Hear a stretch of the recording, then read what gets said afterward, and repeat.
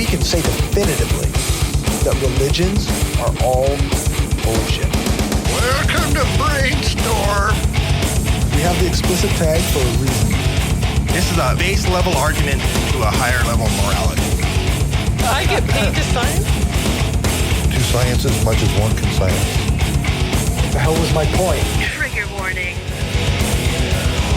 The Brainstorm podcast will criticize your most cherished beliefs. We attack nonsense in all its forms and discuss difficult subjects. If you peddle pseudoscience, supernatural woo, or religious dogma, then this is not your safe place. This is the home of hardcore skepticism.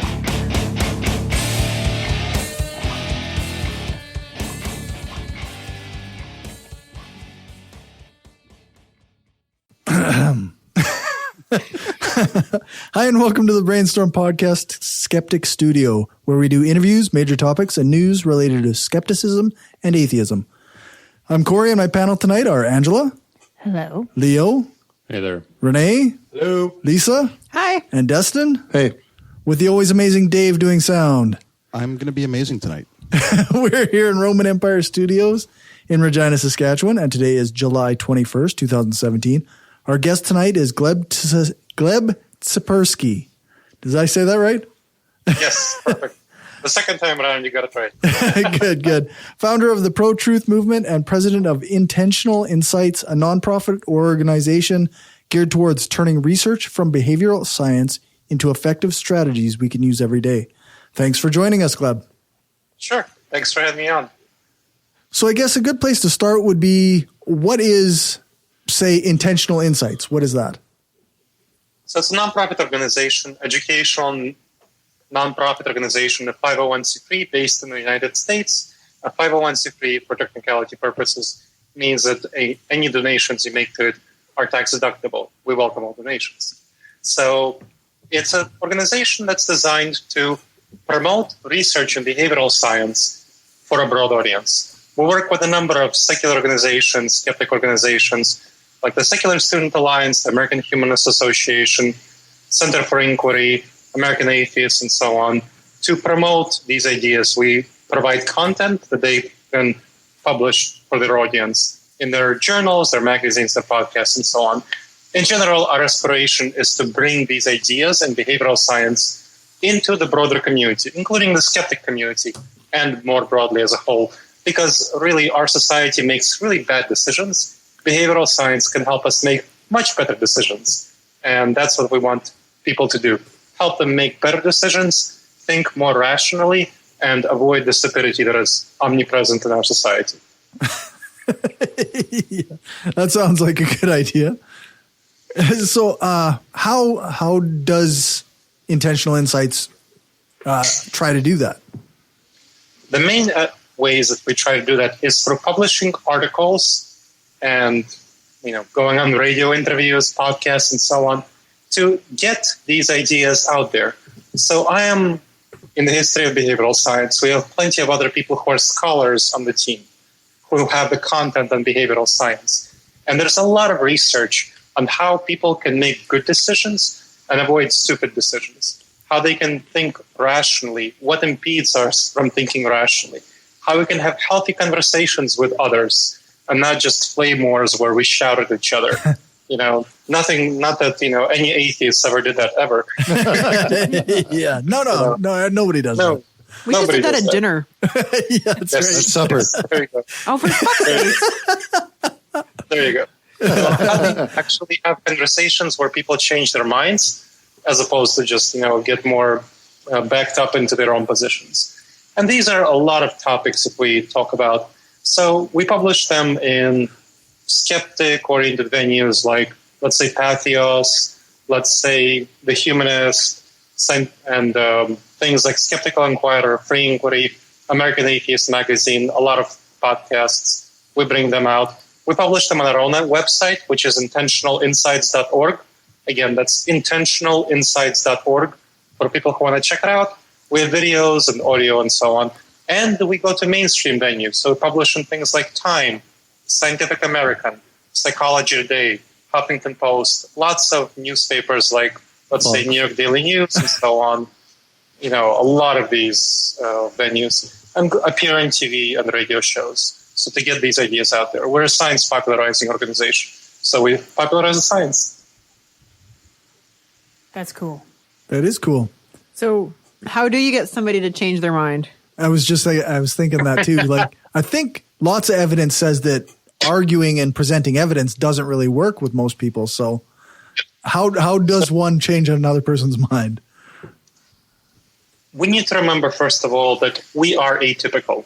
The people who are sitting in that room over there and, I and your listeners tend to be on the range of personality that's really out of the ordinary.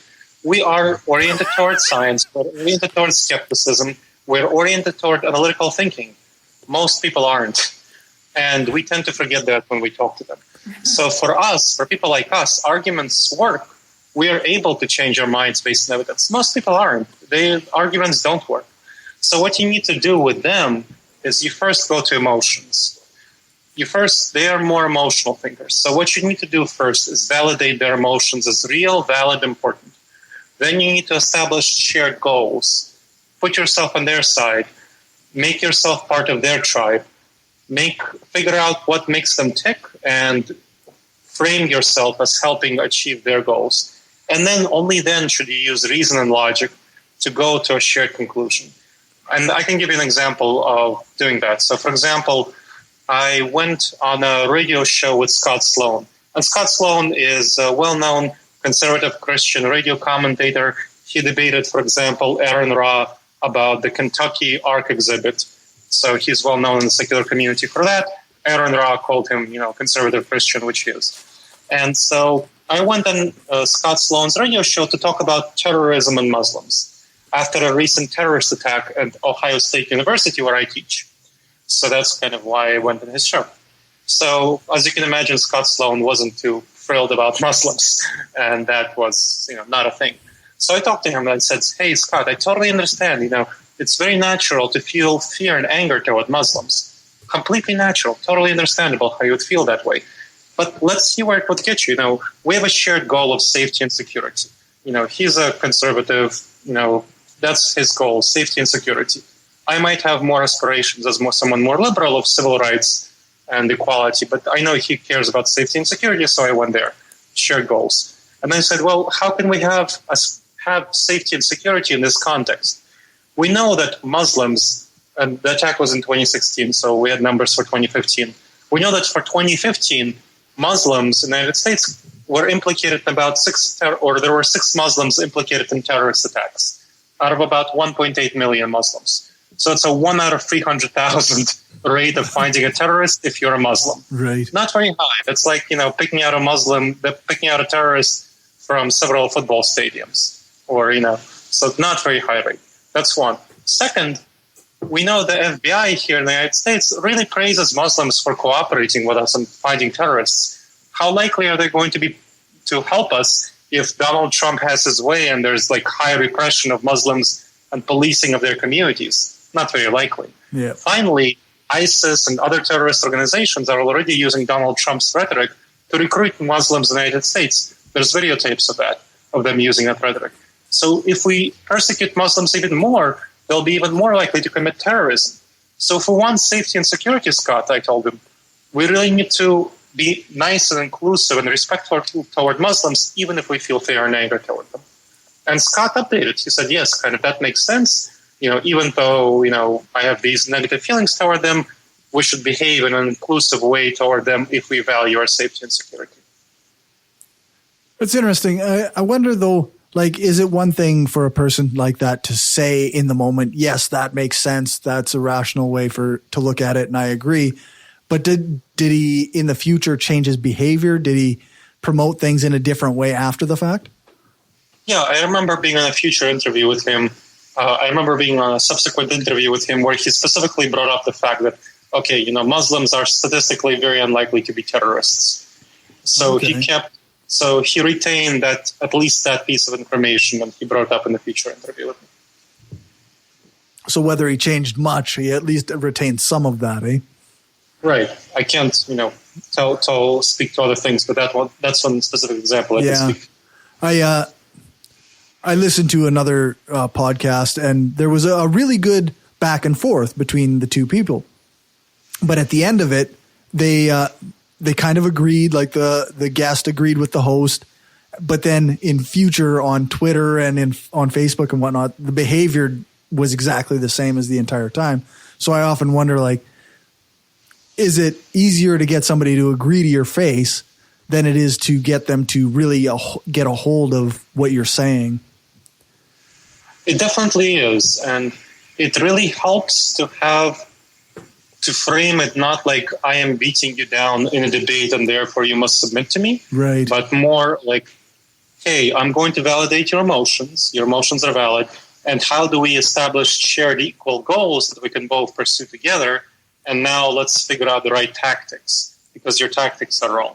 Right. If you told someone that, hey, we share the same goals, but your current tactics are wrong, they're much more likely to change their tactics as opposed to change their goals. I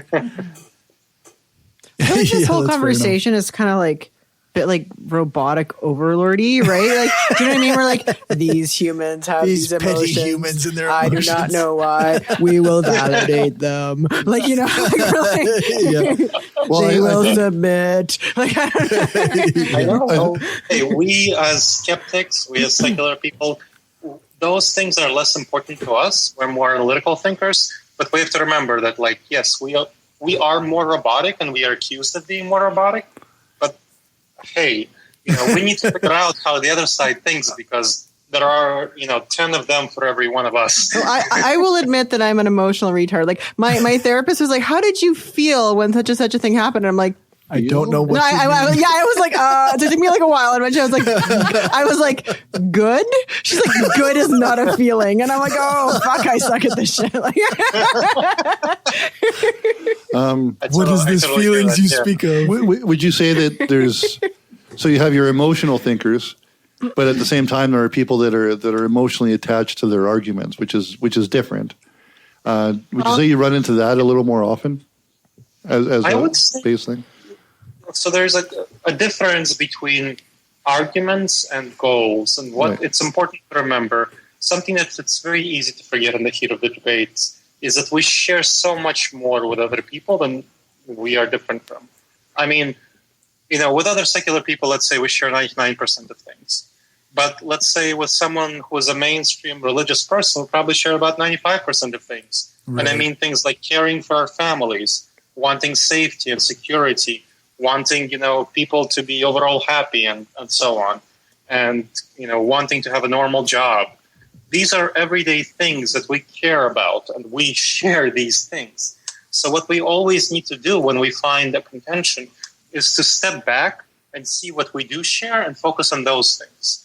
And stepping up and seeing what we do share will really help to figure out the exact points of disagreement and see whether the disagreement is about a tactical thing. Right. Because essentially Scott Sloan and I, we agree that we want safety and security. He's just going about it in a screwed up way, as are most Republicans, by persecuting Muslims. So if we go and we show them how they're going about it in a screwed up way, that really helps. And, I'm using like honest terminology, screwed up ways kind of here. Right. I mean, obviously I wouldn't use that when I speak to but, they don't like that when you tell them they're screwed up. Yes. Yeah. For some reason, they don't like that. Yes. They, tends to get them aggressive and defensive. And these are basically the emotions you want to avoid. Aggressiveness and defensiveness in the part of your audience. These are going to be really shut them down and prevent them from engaging with you in a healthy way.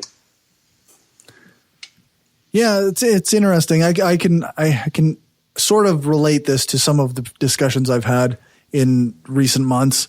And even though often people think that their arguments are based on reason and rationality, they are still using their emotional side of things to kind of get to where they're going, and they rationalize it after the fact. And I wonder if we don't all fall into that trap a little bit if we think we're if we think we're above falling into that trap? Yeah. So there's research showing that people who are smarter, the smartest people are usually the ones most likely to think that they don't have biases and they don't have fallacies. There's actually research showing that. So what I find really helps for that is to develop a sense of humility and a really strong sense of humility and a really strong eagerness to update beliefs. And that's, kind of one of the things that I very strongly encourage people to do, to really be very kind of humble in the sense of being willing to update, say that they're wrong, and re-explore, reevaluate things and celebrate when they update their beliefs. So here we're going toward emotions, our own emotions, emotional management, and those of others. Right. We want to celebrate ourselves and give ourselves a mental pat in the back when we change our minds. And we want to celebrate others and give them pats in the back when they change their minds. Because we're emotional creatures as well, and that's really important to do. So research on behavioral science suggests that positive reinforcement is vital if we want to change our behaviors toward behaviors that we want to follow and change other people's behaviors. So giving them positive reinforcement and giving yourself positive reinforcement for behaviors that you want to see happen is really good. So I guess, is that kind of where the pro-truth pledge comes in? Is this kind of mutual reinforcement of updating one's beliefs based on facts? That's one aspect of it. So the pro-truth pledge is a project. So for listeners, you can follow along at protruthpledge.org. So again, that's protruthpledge.org. And it's a project designed to, in a very comprehensive way, roll back the tide of lies in our political system and promote truth. And this is a global project. We have people from the US, UK, Australia, Canada, of course, from South Africa, Iran. We have people from 6 continents, taking the pro-truth pledge. And what it basically is 12 behaviors. And for people who are following along, you can see them on the website. And I'll just read a few for people who aren't following along. So fact-check information to confirm it is true before accepting it and sharing it. Reevaluate if my information is challenged and retract it if I can't verify it. Ask people to retract information that reliable sources have disproved, even if these people are my allies. And celebrate those who retract incorrect statements and update their beliefs toward the truth. And 8 more behaviors like this. So that last one that I mentioned, celebrating, is a component of positive reinforcement. But all of these behaviors, and we can go into each of them, are designed by a group of behavioral scientists, including myself, who have researched what behaviors are most likely to cause people to orient toward the truth. What does it mean to orient toward the truth? When my wife went to a doctor a few years ago and he told her that she needs to lose weight, and didn't give her any advice on losing weight, that's really not helpful. She came down, she came home and she's like, whatever. She was really upset because she didn't know what to do. What does it mean to lose weight? Well, when you tell someone to speak the truth or be truthful, what does it mean? This is a very vague term, truth. So what we did is created 12 very clear behaviors that are aligned with an orientation toward the truth. And this is quite clearly shown in the behavioral science literature, that if you give people clear guidelines on what it means to be truth-oriented, they're much more likely, they're statistically significantly more likely to be truth-oriented than not.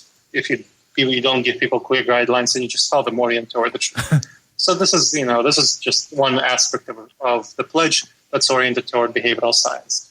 Now, the other aspect of the pledge is crowdsourcing. We crowdsource the truth.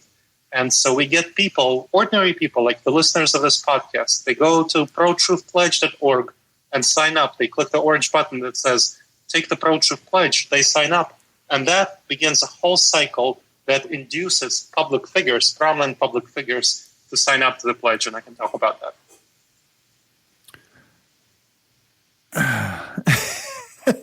So I wonder a little bit about the crowdsourcing aspect of this. Sure. Like, how does that, is that supposed to work? And how is it abuse of the system? Well, maybe you could describe the system a little bit first. Sure. And then we can talk about how that abuse might be avoided. Definitely. So the first part of the system is that somebody goes to protruthpledge.org, and for listeners who are following along with the website, you can click the orange button that says Take the Pledge. You'll see that one of the things you can do, some of the things you must do is give your name, your email, and your last name. Your first name, your last name, email, these are the things that are obligatory. You can opt out of getting newsletters, so it's not like, we won't send you stuff if you don't want it. Now, other things we encourage people to give, which is not obligatory, is your phone, your home address. The reason that is important is that one of the aspects of the pledge is it functions as a petition. So we go to your elected representatives and say, hey, here's how many people in your district took the pro-truth pledge. How about you take it as well? So that's why address is important, again, not obligatory. Then provide link to your Facebook profile and so on. We have a public database of people who chose to take the pro-truth pledge and list themselves as public. So you don't have to if you don't want to list yourselves as a public person who took the pro-truth pledge.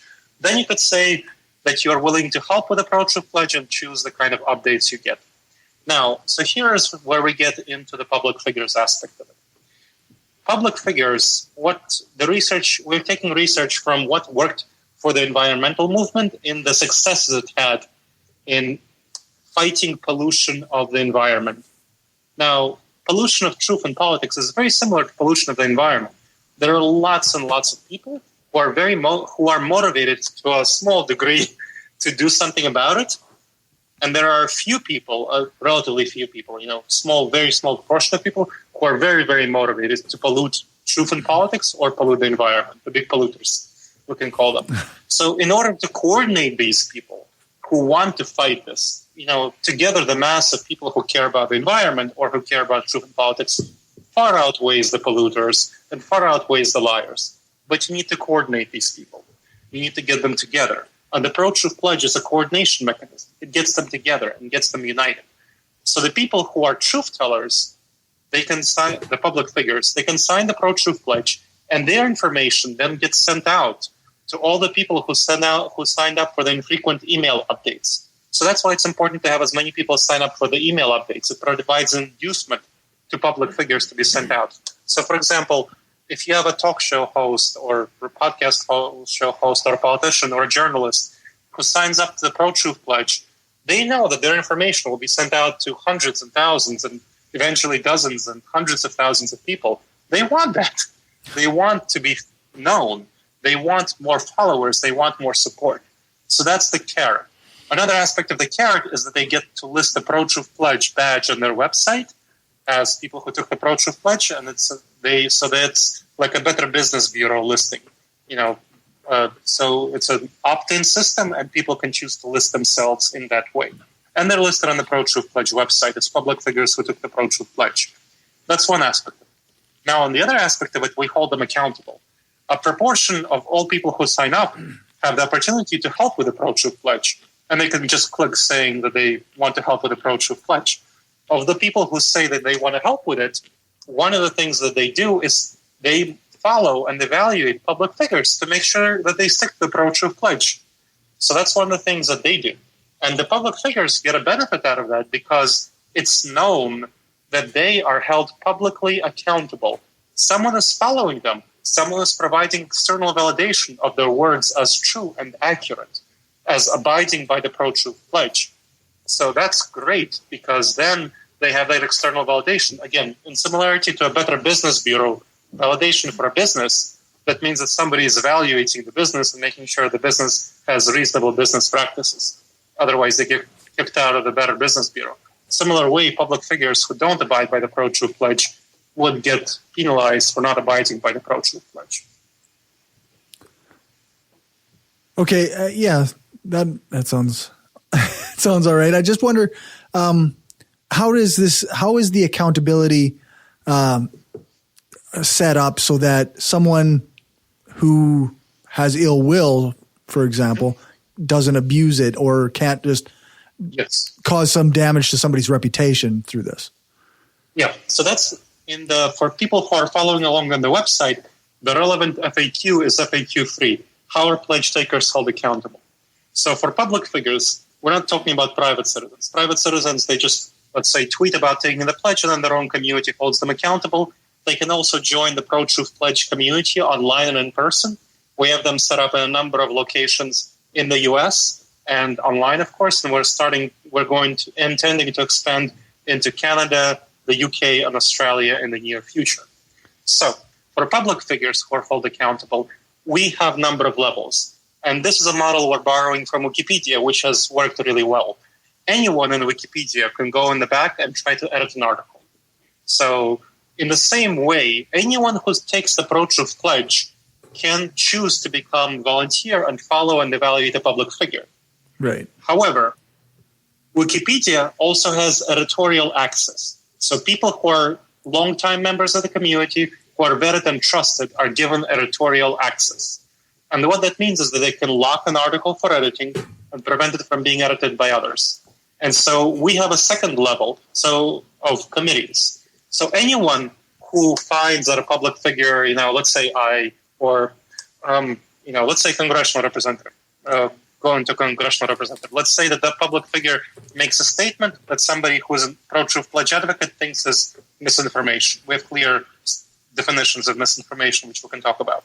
Okay. They are asked to go to that public figure and behind the scenes, not make a big public stink, not anything like that, just ask for clarification with an innocent until proven guilty assumption approach.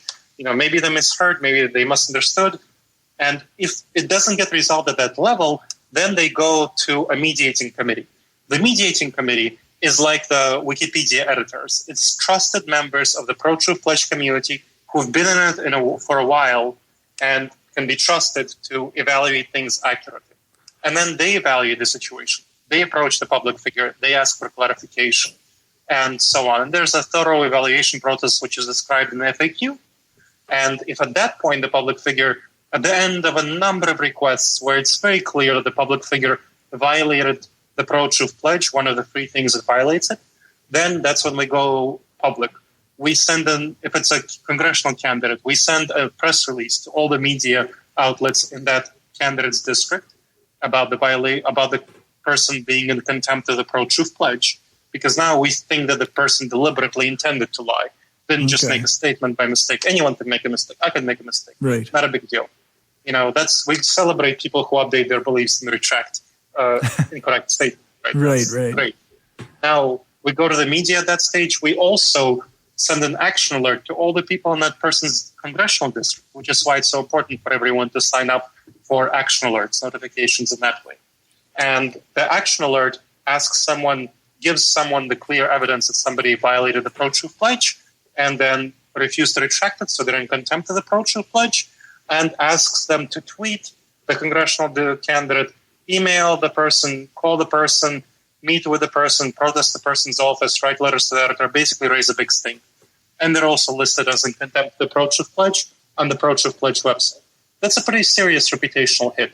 So, we figure that if somebody doesn't intend to lie, they will be better off not signing the Pro-Truth Pledge at all. Yeah. But at some point, definitely somebody will try to test it, and then they'll get the reputational hit. So there's no current examples of people who have done that or have... Oh, there are people who have certainly violated the pledge. So, for example, I can go with the congressional representative again. There's Michael Smith from Idaho. He posted a post on his Facebook that was a tweet of Donald Trump saying that, minority and disabled children, I'm not sure they belong in the classroom, they're too disruptive.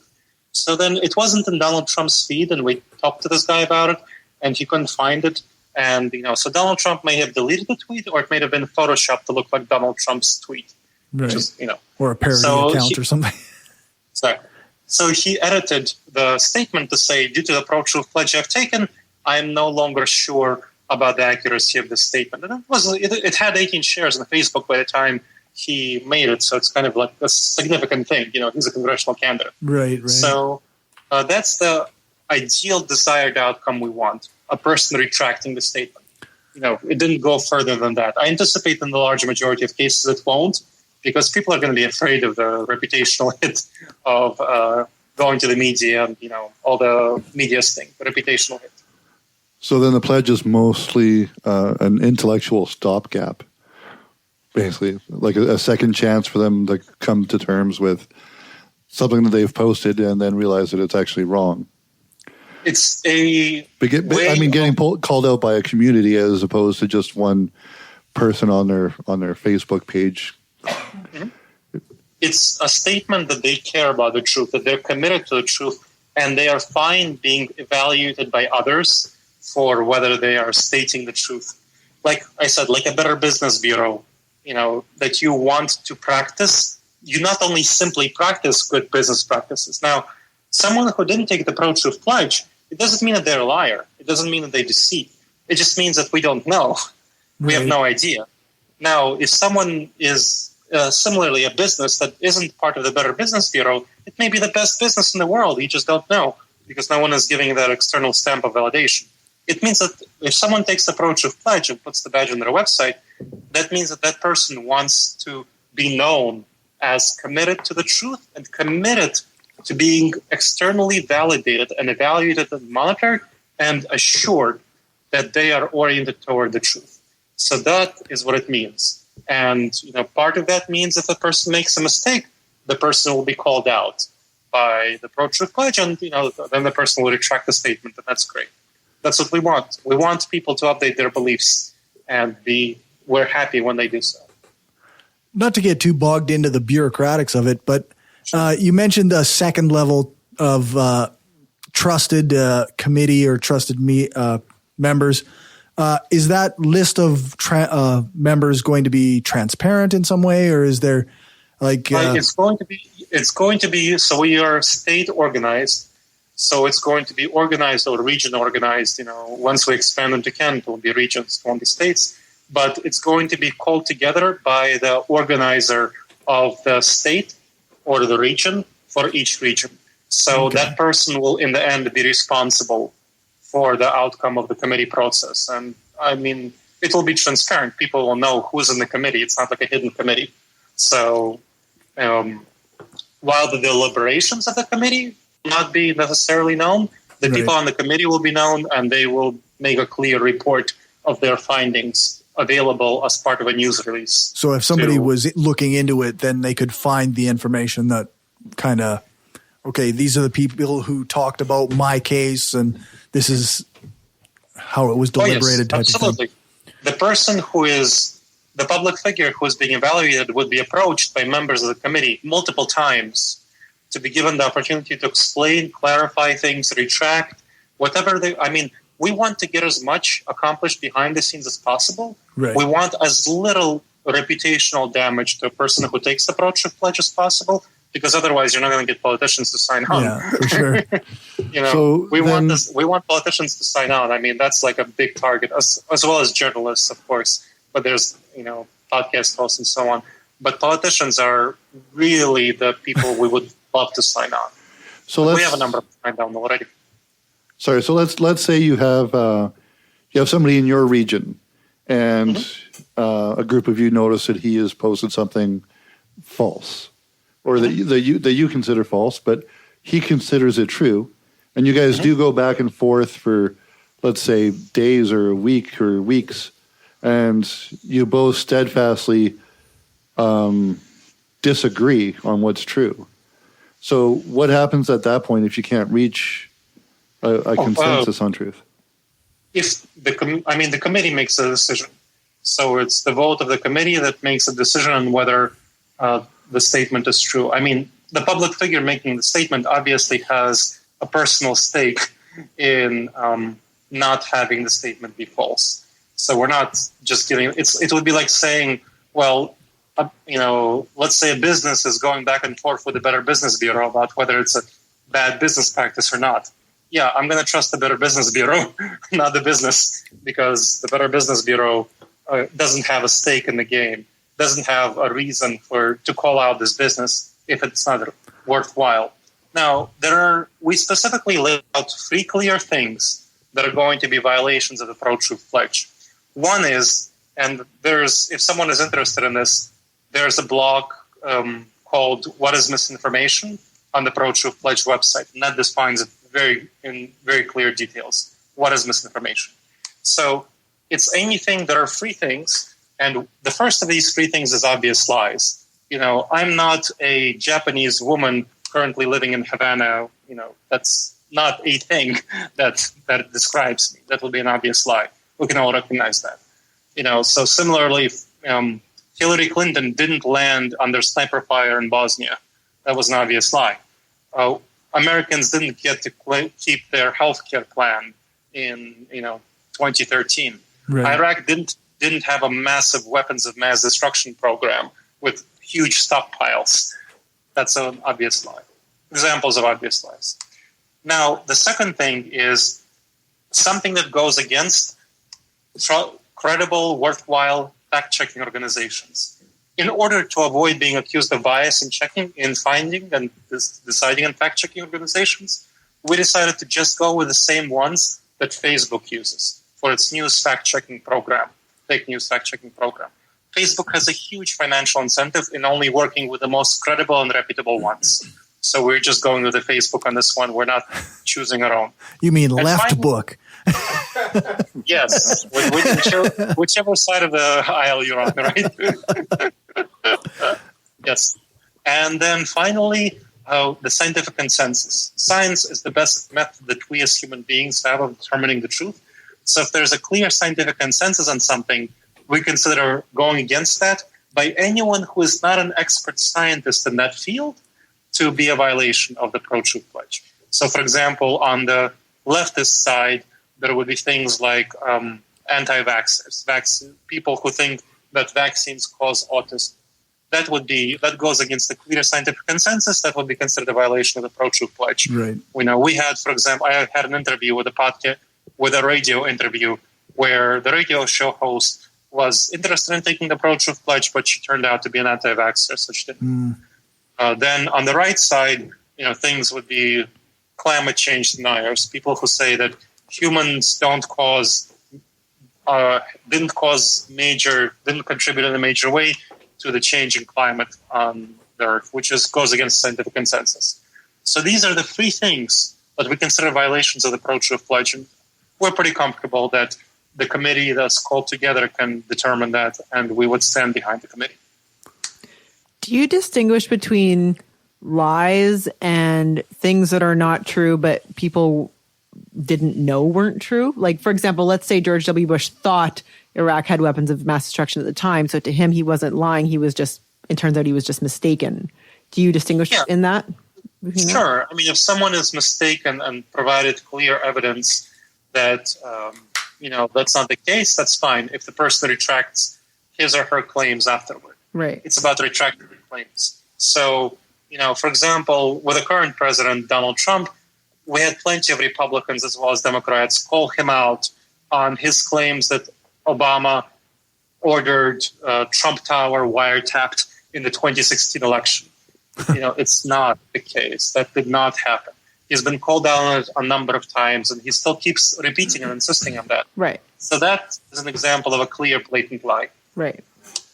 Do you ever call out any, well-known people who have not signed on to the pro-truth pledge? And no, this is like the Better Business Bureau.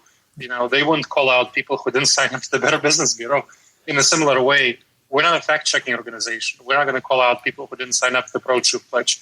Now, is it going to be known that these people didn't sign up after we approach them? Sure. That's a factual piece of information, yes.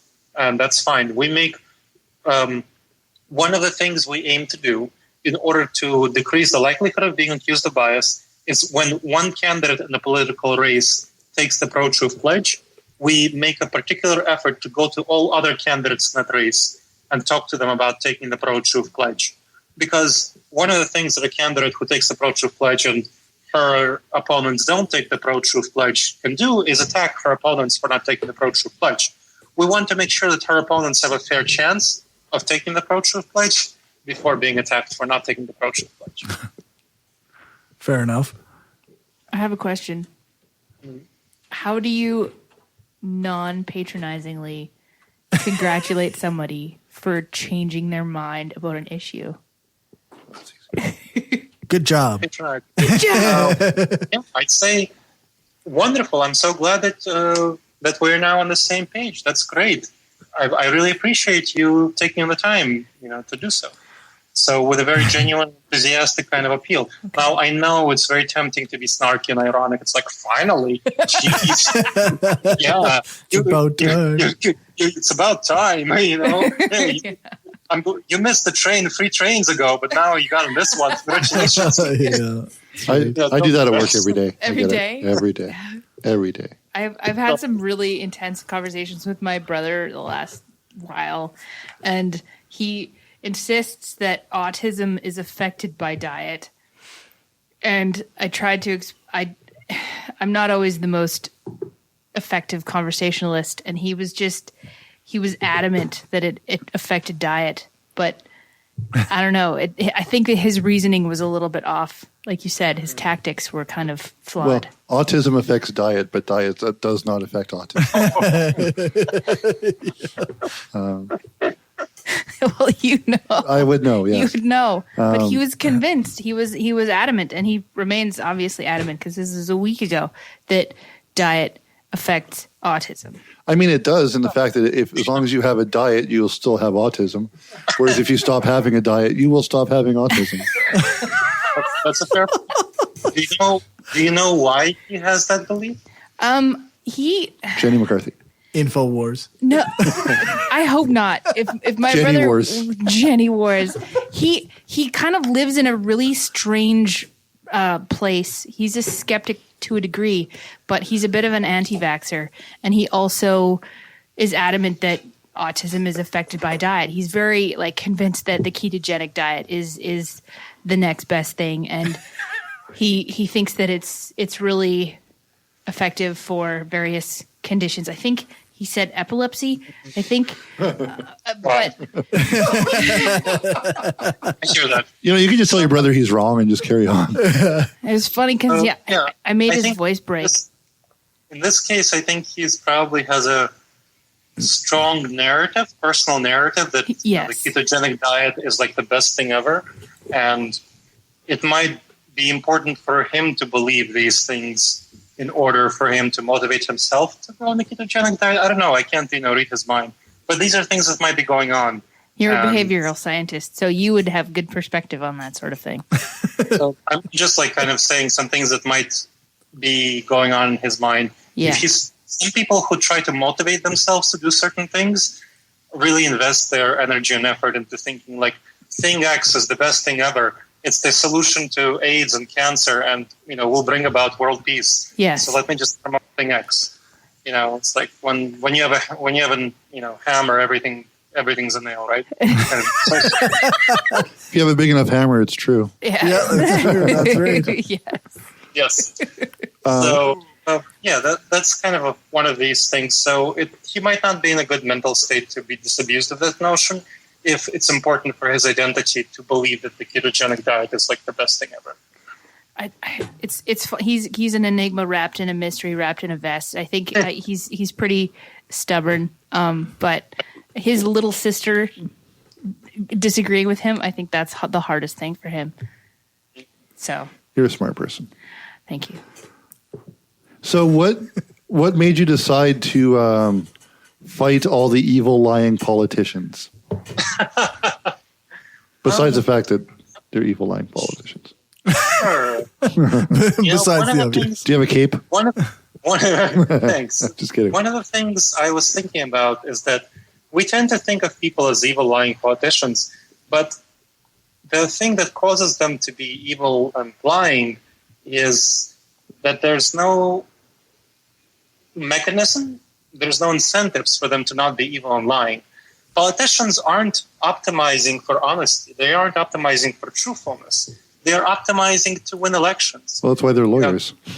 Right. Lots of them are lawyers. And, oh gosh. Lifelong politicians.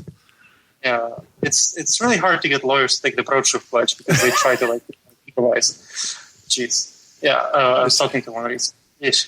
But anyway, so with politicians, I was looking at the system, and other behavioral scientists were looking at the system, and just our system is not set up to favor truth, to favor honesty. It's set up to favor winning. And winning means appealing to emotions and personal beliefs in our current society. That's what's favored. So in order to change that, we need to change the incentives. And the Pro-Truth Pledge changes the incentives and coordinates all the people who care about truth to actually go out and do something about it. Take 2 minutes to go to protruthpledge.org and sign up. It's an easy thing. The easier you can make things for people, the more likely they are to participate. There's few things more easy than going to protruthpledge.org and signing up for the Pro-Truth Pledge. It takes, like I said, 2 minutes. And then you can do more things. You can tweet about it, you can share about it with friends and so on. You can volunteer, you can donate. But the lowest level thing is very easy. So what I was looking to do, and other behavioral scientists were looking to do, is see what can be an easy thing that can coordinate what we were pretty sure is a large amount of people who are incredibly frustrated with the lies and deceptions in our political system. And we were motivated by the 2016 election cycle in the United States and then the UK. That was the huge kind of thing that really pushed us because, geez, the lies and deceptions in the Brexit campaign and then the US elections campaign were just much larger than previous, which is why Oxford Dictionary chose post-truth politics as its word of the year in 2016. So that's right. Yep, that's what we were motivated by. Have you found any kind of areas where there was dispute on what was factual and what was true, where there was kind of a gray area, the sources that you use for fact checking and the scientific consensus, none of it's really clear. Like it seems like a lot of social issues don't have these clear lines that we're looking for. There's when a lot we of say gray areas. Something's true and something's not true. Like, sure. Have you encountered much of that? Yeah, we encountered an edge case where it was about a potential misinterpretation of somebody's words. And we decided not to pursue it because it wasn't nearly as clear as we wanted it to be in terms of no, we don't want to push this person, and get into did this person really misinterpret the other person's words or not? That would just be a mess. We want to pursue situations with the Pro-Truth Pledge or violations of the Pro-Truth Pledge where it's a pretty clear violation. And that's pretty easy to do when you look at the, climate change denial, anti-vaxxer, all the stuff. Pizzagate didn't happen. Yeah, Pizzagate didn't happen, exactly. Pizza Rat totally happened. Yes, that was cool. Yes. And all of these things, we want to pursue cases where it's pretty clear cut that they're a violation, not this is a fuzzy area. Right. Because it's not going to get. So let's say that that your group finds flaw with something that a politician has said or written, and then turns out that he's actually correct, and your watchdogs and people that are, I guess watchdog is not, it's a bit of a detractor. Fact-checking sites. Fact-checking people and stuff. He ends up actually proving them wrong and that he's right. Would that get honorable mention on the website or something? I mean, I'm sure that would be, something if it ever happens. Sure, it's something sent around in a newsletter that would say, we update our beliefs about this politician. He actually was right. I estimate the probability of that as close to zero. So there's a chance. Sure. There's a chance that Donald Trump won the popular vote. It's close to zero. It's close to zero. Limit zero. 0.000001. Chance. So while you're championing this, are you still being very forward in championing the fight against the stigma of mental disorders and illnesses? Very much so. So that's I am someone who suffers from mental illness from an anxiety disorder that I developed about 3 years ago. And I had videos, I had articles about my own personal mental illness.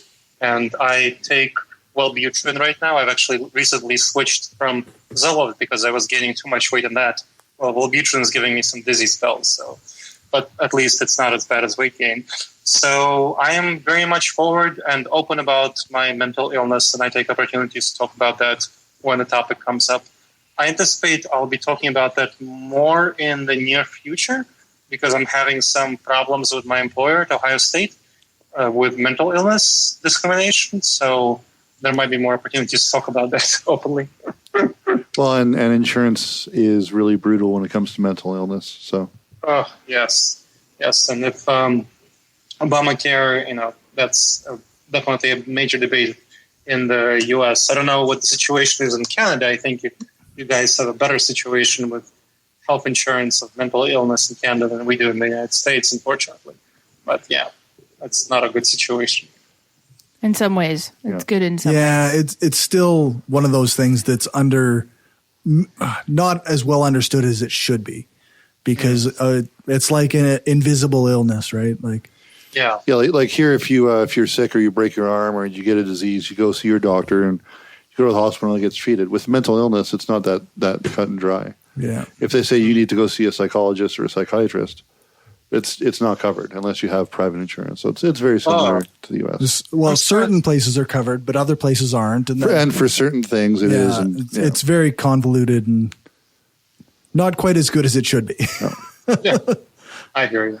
Well, I hope it improves. I mean, I care a lot about mental illness and addressing mental illness stigma now. I am choosing not to focus. There are lots of people who are focusing on that, so I'm choosing to focus my efforts on where they're best, where I feel that I can use them most effectively to improve the world. I am at heart a utilitarian. That's the value system. Utilitarian meaning wanting the most good for the most number. Right. Mm-hmm. And I feel that this pro-truth pledge effort is where I can make the most difference. So there are other areas that I care about, like secular activism, like mental illness activism. But I'm really focusing my energy on fighting lies in politics because I think I'm uniquely positioned to make a difference in a way that I'm not in the other fields. Fair enough. So I guess you kind of touched on the websites and stuff already, but just to repeat it, where can people find more about this and how can people sign up? If people want to talk to me about it, I'd be always happy to chat to them. My email is gleb, Gleb, at intentionalinsights.org. Again, that's gleb at intentionalinsights.org. The nonprofit I run, which also runs the Pro-Truth Pledge Project, is Intentional Insights, and I'm the volunteer president of that. I also donate 10% of my income to that, and I welcome other people to donate to it too, at intentionalinsights.org. And the Pro-Truth Pledge Project is at protruthpledge.org. I encourage everyone to take 2 minutes to go to protruthpledge.org and sign up and cast your vote for truth in politics. Make a difference that way. And I want to check with you guys and girls whether you are interested in signing the Pro-Truth Pledge yourself. Well, I admit I've been skeptical. I've been watching various people sign up and other people kind of rejecting it, and I've been sitting fairly skeptical. But I think that I will sign up when I get up tomorrow. I'm a car salesman, so he can't. So I will definitely sign up.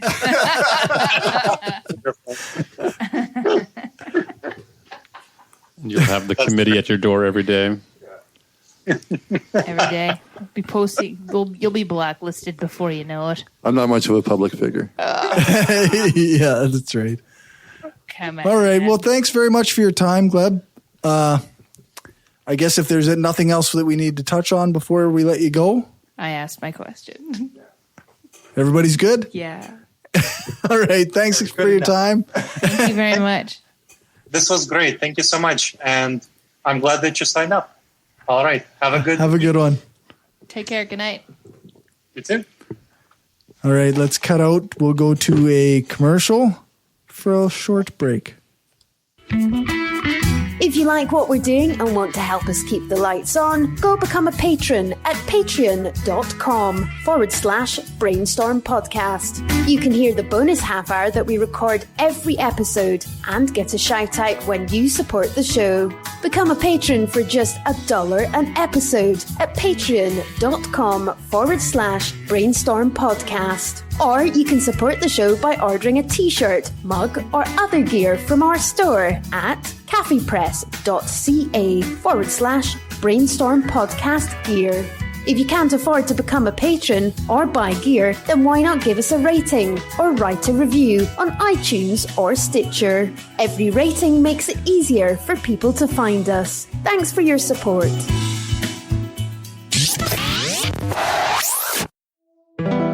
We are given one life, full of billions of small and large decisions. To be somebody, to change, to be kind, to give hope, to become a better person, and to leave a lasting impact on this planet. It is a decision to be made every single day while your heart is still beating. We've made our decision. Absence of clothing, atheist and science-based apparel and merchandise, donating 50% of our profits to charity. Look good and feel good, without God. Check us out at absenceofclothing.com and find us on Facebook, Twitter, Instagram, and Pinterest for discount codes and other sweet swag. Use the code BRAINSTORM at absenceofclothing.com and get 10% off. What's up, secular minorities? This is Uber47, host of the Secular Barbershop Podcast, a podcast run by a secularist of color for secularists of all colors. I invite you to come in, relax, and listen in on a conversation that changes every week in a secular environment. And, like every barbershop, walk-ins are welcome. Talk to you soon. I will speak slowly, and I will repeat this, and I will. Well, and it wasn't his video. Hello, we're back. We're back. We're back. Side conversations. Don't care. Side conversation's over. What's going on? That's a good question. How was everybody's 2-week break? Man, I want to do an anti-truth thing. Anti-truth. Anti-truth pledge. Alternative pro-lies pledge. Alternative truth pledge. It's called InfoWars. It's already It's already done. Fox News. Shit. Fox News. News. Faux news. Fake news. That's a cornered market. You learn. All right, Gummy, how was your 2-week break? I worked. Did you? Yeah. Did anything interesting at all happen? No, worked. Okay. Come on. You live an interesting life. No, I worked. Did you go see I won't any be here for the next movies? show Why not? because I'll be you're fishing. up north. Yeah, fishing. Yeah, Be on your yeah, magical movies. canoe trip. That's right. It's New magical Spider-Man. canoe trip. New Spider-Man was amazing. Best Spider-Man movie ever. Really? Yes, Bar none? bar none. It's huge. It's not a high bar. You yelled Adam West, Adam West. or not Adam West? Spider-Man. Sorry, Tobey Maguire. Tobey Maguire. Fucking love those movies. He was not He my was Spider-Man. terrible. He was my Spider-Man. I like that. Spider Whatever. douche. You guys. Hashtag not my Spider-Man. Awesome. I didn't vote for that Spider-Man.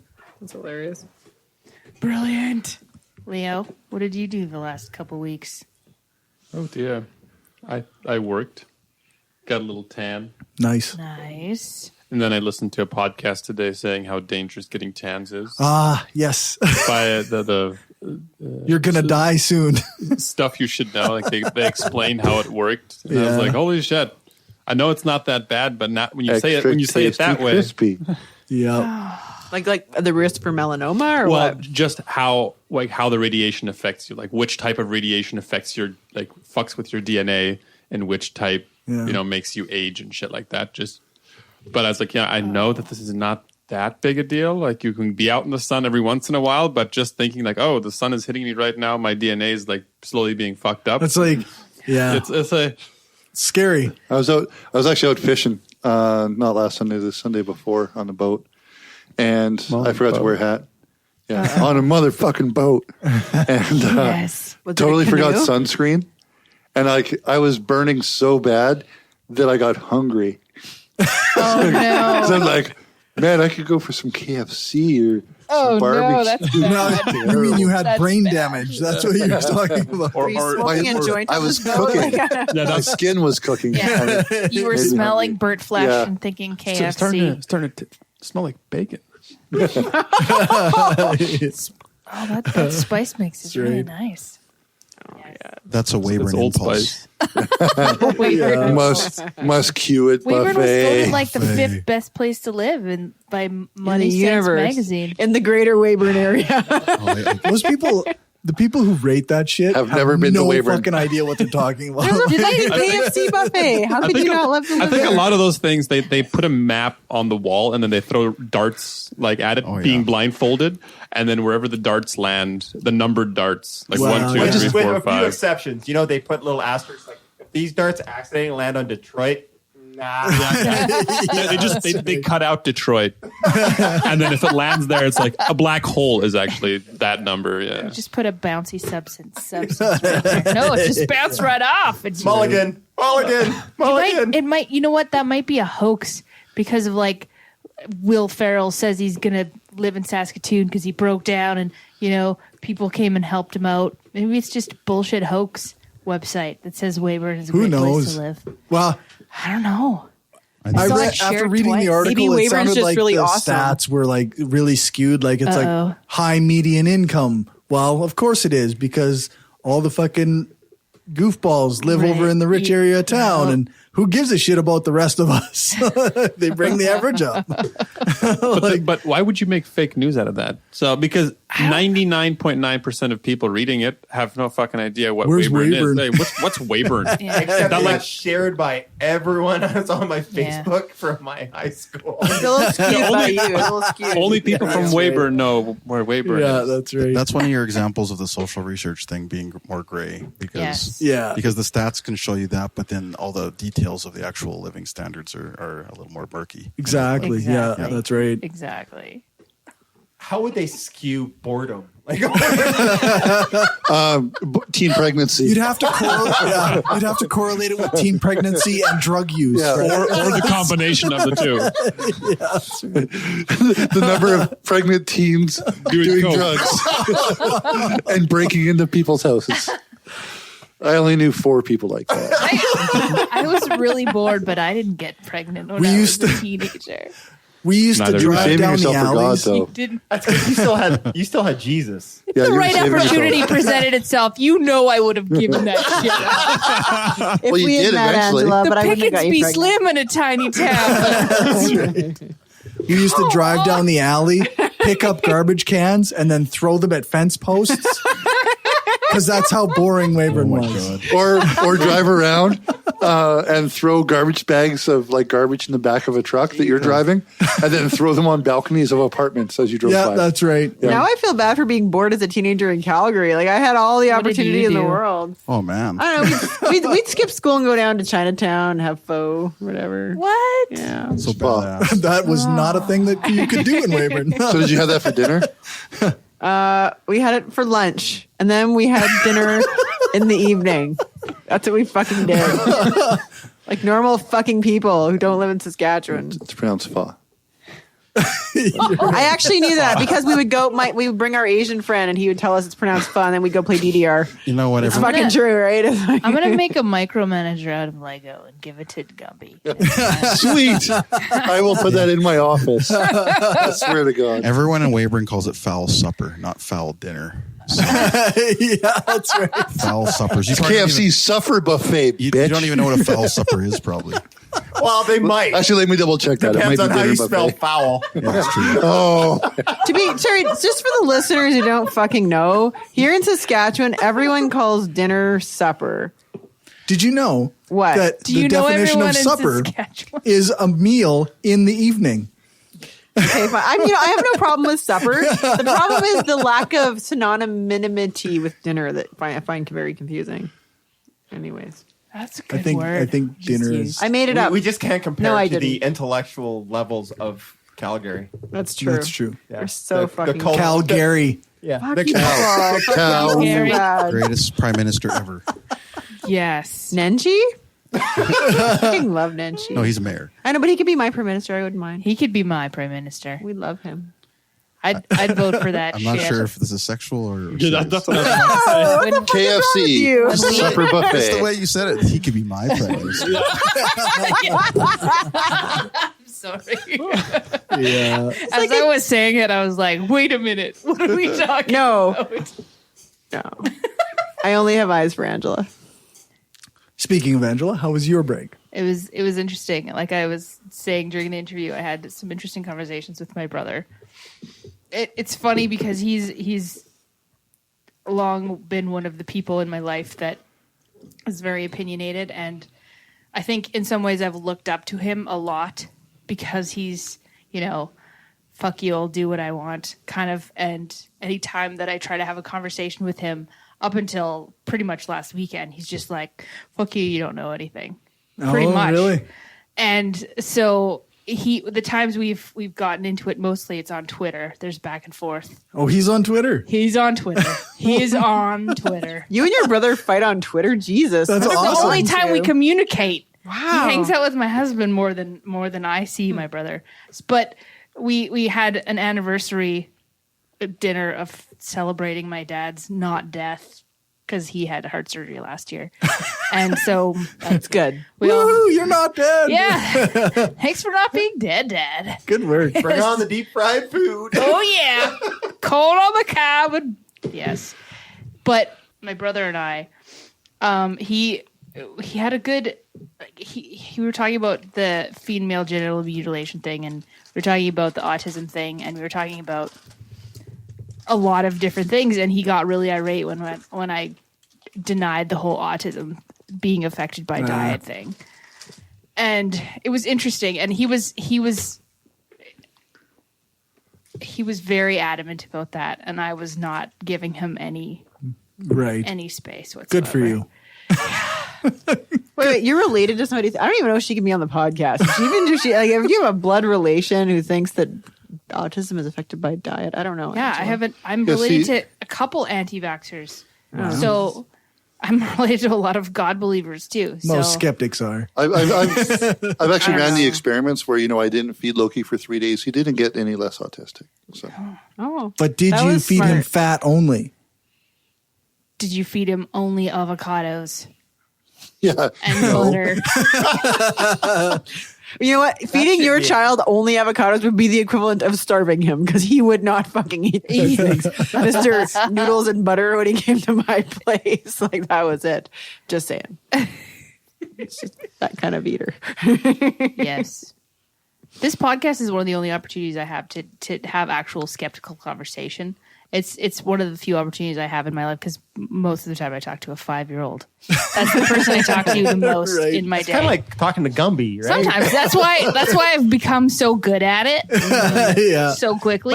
But the conversation with the 5-year-old's a little more intellectual, right? Like, I feel included. I'm gonna go play.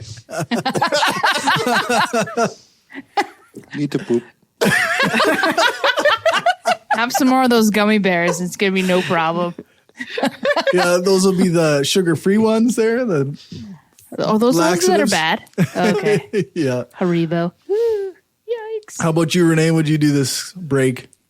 Nothing out of the ordinary. Nothing? No new weddings? No, I think I'm done with the weddings. Period? Or just for this year? As far as I know, period.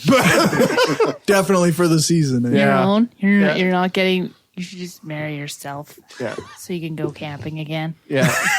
And then get a divorce. See, I had someone ask me at the last wedding when I'm getting married, and I almost said, well, depends. Does Air Canada remember to punch the holes in the air, the mail order bride boxes or what? But I didn't. I think that's the only way it's going to happen. That's why you ship them with WestJet. That's right. You can trust WestJet. Yeah. Trust them. Yep. I'll have to double check that on the website for those mail order brides then. Do you ship through WestJet? No, I'm surprised Trump hasn't started that business in North America. He's got all the connections. Trump brides. Trump brides. He doesn't want the competition. That's where he gets his own. He doesn't want to publicize it. He wants to have the best selection for himself. He probably has a closet full. Probably. He might. Ew, people. He Ew. There's some people lining up to be female order in that. brides. Yeah, female order. Yes. Women can order brides too. Yeah. Heck yeah. Ugh. Mail bring me order. on this shit. It could just be male as in MALE order brides. I'd like to order a male. Male bride. Well, the catalog should have both, right? Yeah, I mean, it Shouldn't be discriminate. fair. No. Should be. That's right. Yeah. I'm sure there's some guy Gender equality. They're in gendering. Russia that wants to be ordered. Sorry, but Because people who want If to I be were- ordered are, yeah. I like how this just went straight down the. But honestly, if Just you were a like- gay man in Russia, would you not want to be mailed out of the country, right? Like you would. I think I would. Fair Right? enough. Like that's a Yeah, good fair option. enough. That's a good exit strategy, actually. You jump right into that Amazon box. Yeah. Yeah. Fuck this shit. I'm shipping myself to the U.S. Amazon Prime, one day delivery. Fuck this. Yes. That would be That's the way to travel. Just cover yourself in bubble wrap, and there you go. Yes. I mean, lots of people do that on weekends anyway. Yeah. Why not? Is that a Weyburn thing? I don't know. I don't know. We can afford bubble wrap. It's like 99% air. Bubble wrap Yeah. is something the rest of the world has. Weyburn doesn't have bubble wrap.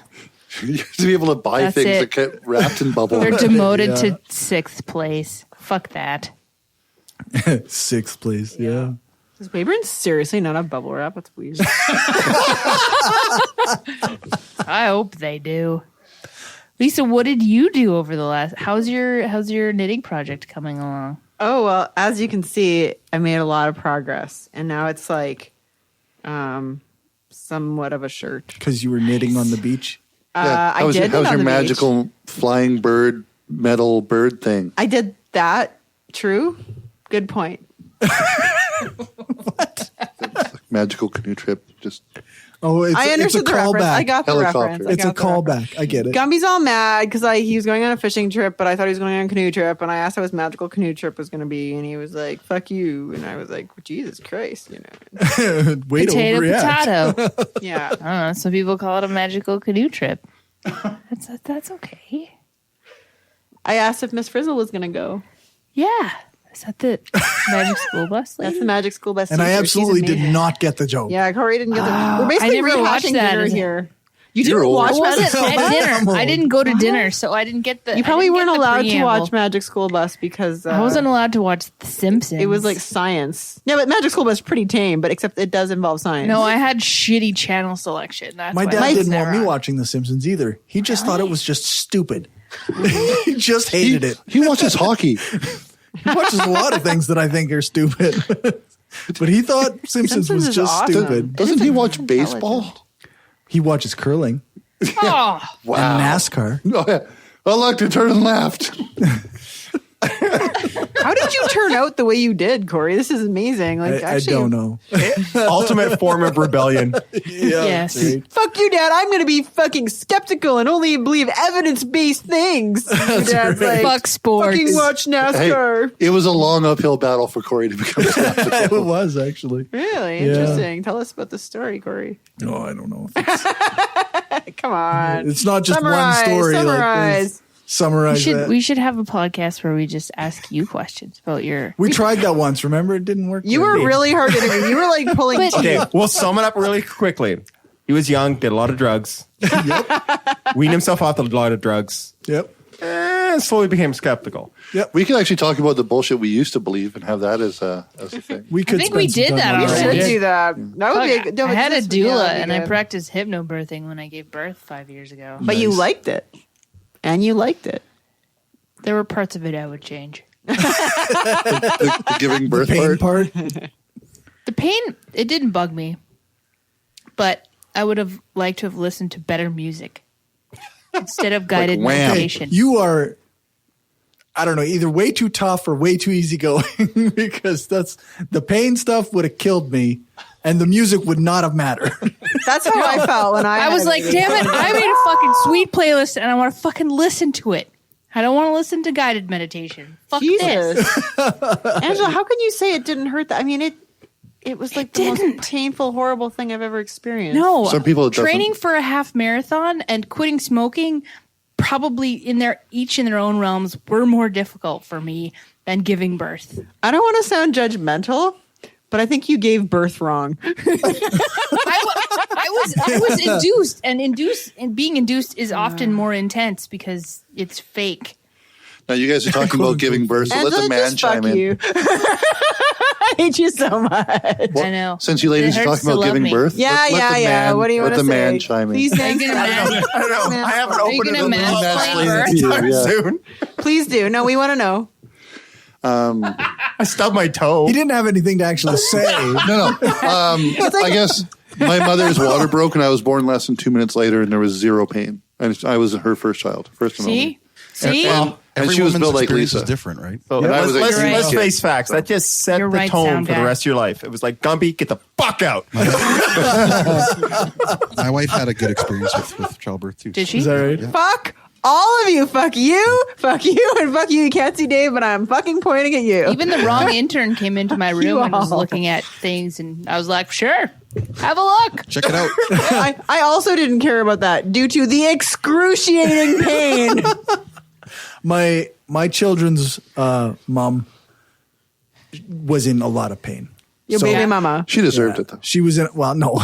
Get out. Oh. Nobody deserves that. Gumby. You can write Some hate people mail may too. deserve this. Some people may deserve it, but I didn't, and it fucking hurt like a lot. In the lead up to the experience, she had said the entire time that she would not get an epidural. She would not get an epidural. Yes. And then it was very much like, let's do the epidural. I said the same thing, and the nurses laughed at me, and I could have fucking killed them. Jen did the exact same thing. I don't need it. I'm good. Give me the fucking epidural now. Well, you only have this kind of window to do it. Do it now. Go for it. Yep. Can we get it done yesterday? I would do it yesterday if that was an option. Let's just do that. Just permanently have an epidural. Yeah, Yes. that's right. I don't give a fuck. I'm just gonna push Okay, this button let's say every time. that. So I'll be honest. Okay, you get an epidural. They put a catheter in, right? You get a urinary catheter. And one potential risk from that is a urinary tract infection, which I got with a two-day-old baby. I had a urinary tract infection, had to get antibiotics. The epidural was still 120,000% worth it. Okay, like, it does not fucking matter. Okay, people. Yeah, that's right. Like, I'm sorry, TMI, but for real. No, fair. If you are a woman listening to this and you are pregnant with your first child, fucking ignore Angela. Don't feel. Don't expect Angela's bad. experience. Make a really good playlist. Make your playlist, and you will not give a Just flying hypnotize fuck yourself. about that shit. Listen to the debaters. Make sure you're hypnotized. Fuck me. Jesus Christ. Listen to. She probably just listened to her own voice. And just She was just so, her hypnotize voice is herself, very nice. right? That's true.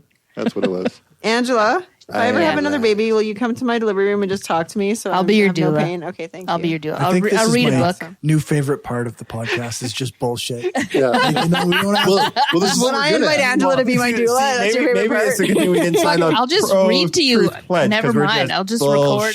we're just bullshitting. We're just chatting. I'll read I the like phone it. book if you want. No, yeah, sure. Let's read the phone book. No. No, I think this is. But Angela, I don't want to be turned on. And No, not yet. No, we still have. Yeah, we still have time. Maybe orgasmic just- childbirth. Yeah. I'm just sitting here thinking of the very bad migraine that I had a while ago. Yeah? That's the only thing I can think about. It's terrible. How bad was it? Was it epidural bad? if you could have gotten your head chopped off, head would you epidural? have a head epidural? a head epidural? Head epidural. I don't know.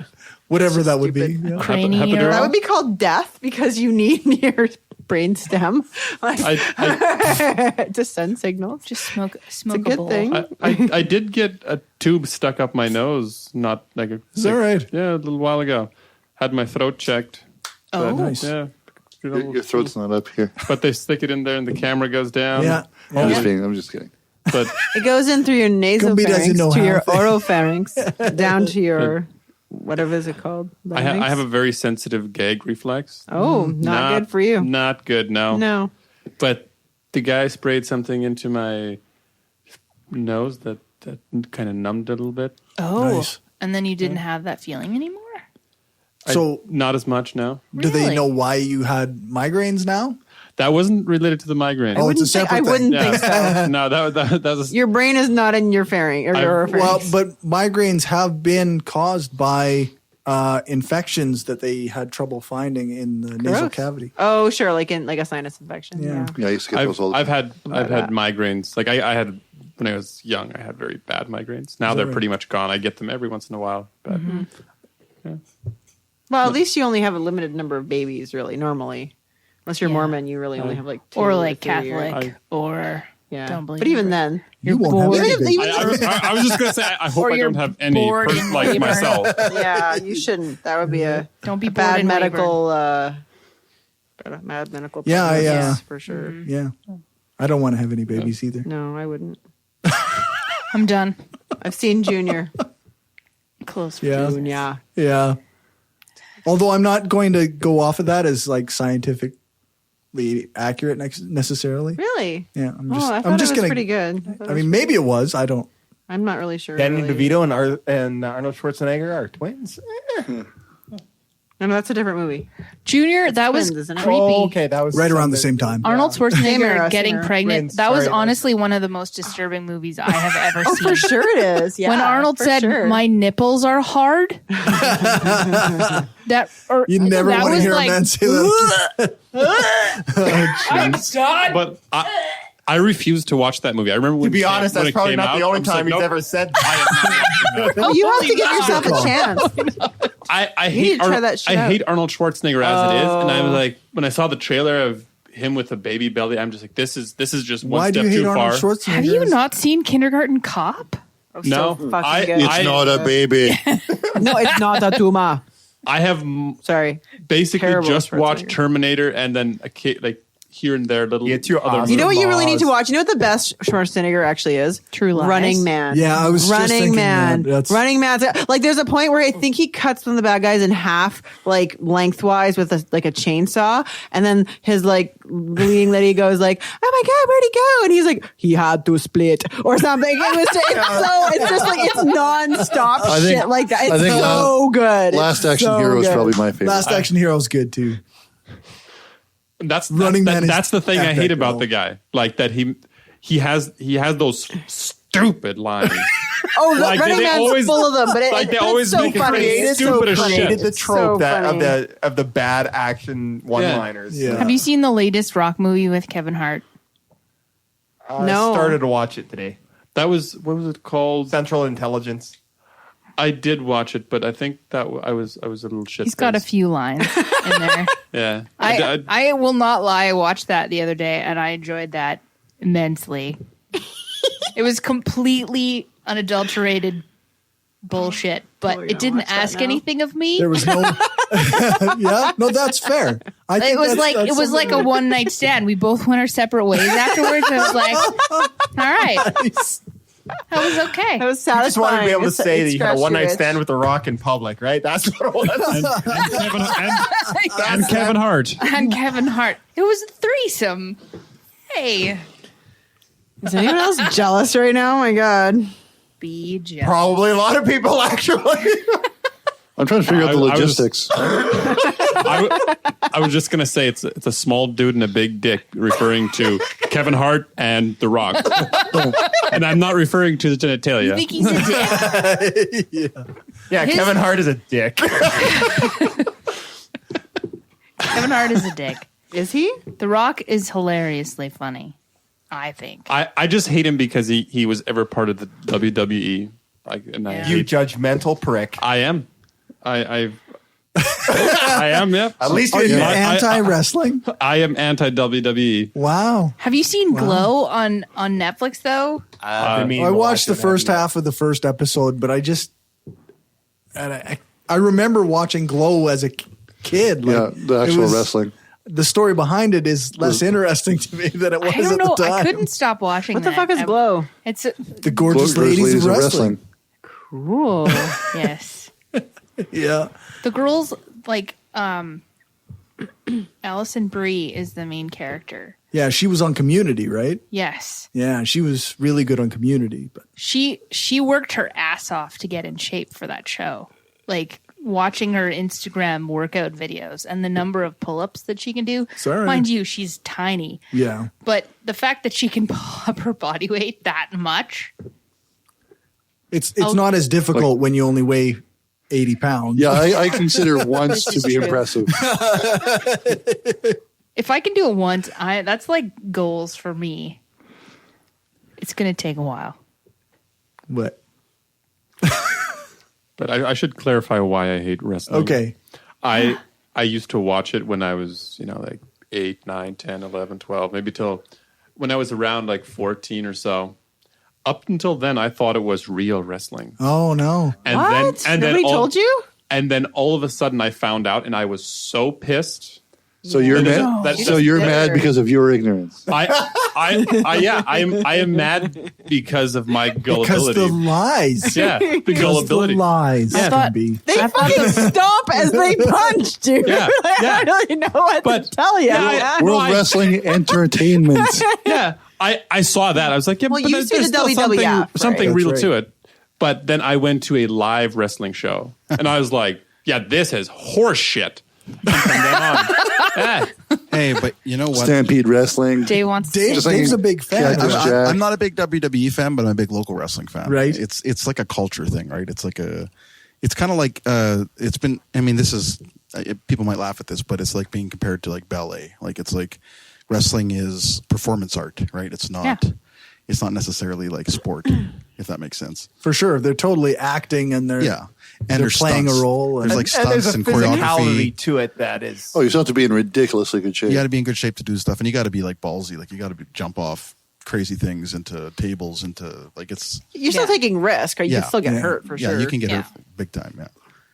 Look at the Hearts. Wait. So there's like a local thing that's like WWE. There is. You have to go. Really? It's so fun. Oh, really? Can you bring a Impact kid? Wrestling. Yeah, it's all ages. I don't know if you want to bring a kid, but Oh, yeah, you're right. I don't want to bring my kid. I want to bring your kid. I don't know. I don't want to. if you want him to like hear semen. No, I don't. No, I references don't and, want like, him doing that shit. Semen no. references. And like what else? I don't know. Oh, I don't give a fuck about semen. I'm talking about. I don't want him breaking a fucking chair over my head. That's what I don't want. 'Cause that's what he would do. Oh yeah, well if he's going to imitate, that's different. Yeah. Yeah. But the movie The Wrestler is a good like kind of talk about that. Like, Is that the Mickey Rourke movie? yeah, like The Wrestler and Black Swan are actually meant to be companion pieces. Oh. Same director. Initially they were supposed to be the same movie, but then he broke it into two films. And if you actually watch them side by side, you'll see what I mean. Like they're very similar. Really? Type of story arcs. Weird. Yeah. Yeah, same with Nacho Libre. No, not at all. Not at all. Nope. Just thinking, Fucking so love that was movie. Natalie Portman supposed to be doing meth with Mickey Rourke? What? Well, no, you know what? There was an initial script, I think, of those two films that had the two characters together in some way. So, but obviously that changed. So, Obviously, yeah. and I think for the better. Yeah, I think they both did very well on their own. Great I've films. never seen The Wrestler. I should check that out. Oh, it's a great film. Wonderful film. So we successfully avoided talking about criticizing the leaders of the atheist movement. So I'm happy with that. It's so depressing. It is. There's leaders. We have leaders. Yeah. We do not have leaders. We're Right. atheists. That's the whole point. Like you just think. Well, but I mean, we definitely have people, a cult of personality that, Yeah. Well, fuck them. I don't know. but we didn't have to talk about that because we talked about inane shit that we enjoy, which I much prefer. And hopefully the listeners prefer as well. So this is where we'll take for a break for music. For live listeners and patrons, you can enjoy the next few minutes, and then we'll be back. For regular feed subscribers, this is where we'll end the Skeptic Studio. Remember to check out the Shift to Reason Radio next week to hear listener feedback, new patrons, and iTunes reviews. Our music break this week is No Excuses by Alice in Chains, What I've Done by Linkin Park, because Chester Bennington is no longer with us, and Black by Seven Dust. And next week, it'll be Kenny Loggins, Wham, and Fine Young Cannibals. I'll bet you nobody even knows who the Fine Young Cannibals are. That's actually the only I one do. of those that I knew. totally do. Let's hit that outro music. An outro music? Just the outro music. You can find show notes at thebrainstormpodcast.com and our website, brainstormblog.net, eventually. Thanks to our financial supporters, Will, Lisa, Rob, Aaron, Nathan, Daryl, Marissa, Stephanie, Positively Skeptical, Michael, Lachlan, and now Magnus. You can join us live every second week when we broadcast live on Spreaker. You can find us at Spreaker.com/user/brainstorm podcast. Our next guest is Louis Vaughn, author of Star Map, A Journey of Faith, Doubt, and Reason. Looks like we're out of time. Thanks to Gleb Tsipursky for joining us again. You can find out more about the Pro Truth Pledge at protruthpledge.org. There will be a link in the show notes. Thanks, Dave, for our intro music. Thanks to Alex Kapper-Murdoch for doing the voiceover for the intro and some of our ads. And thanks to Jason Camo for our outro music. You can find his stuff at aloststateofmind.com. All music played is either with permission or under the SOCAN license to play. For more information on SOCAN, you can check out the music license info page on our website, brainstormblog.net.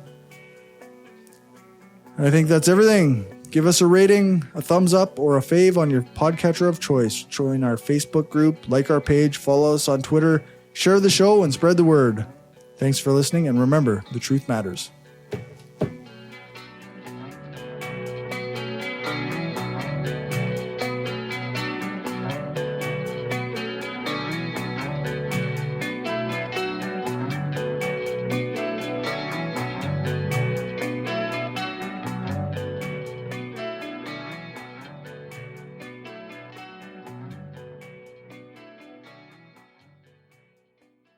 This is an opinion-based podcast. Each person on the podcast is responsible for their own opinions, and those opinions don't necessarily reflect the views of the rest of the panel. Any guests or anyone associated with the people on the podcast, such as spouses, partners, children, other family members, friends, or employers. No one person speaks for the podcast with the possible exception of Corey, and he doesn't speak for anyone else on the show. The Brainstorm podcast does not represent the views of our sponsors.